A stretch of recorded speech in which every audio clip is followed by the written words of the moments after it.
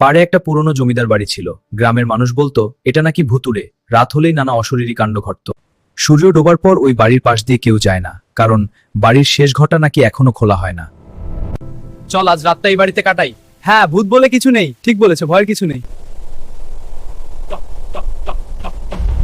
থেকে কেউ দরজায় ধাক্কা দিচ্ছে। রিয়াদ সাহস করে এগিয়ে গেল।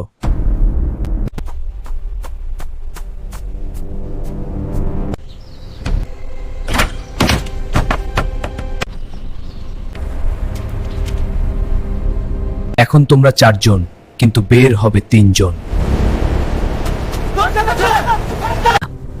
এতদিন আপা না পড়ে রিয়াদের 3 বন্ধু, কি হয়েছে এদের? দ্রুত ডাক্তার ডাকো। কিন্তু রিয়াদকে আর কখনো খুঁজে পাওয়া যায়নি। আর সেই ঘরের দেয়ালে নতুন করে লেখা ছিল, এখন আমরা দুজন।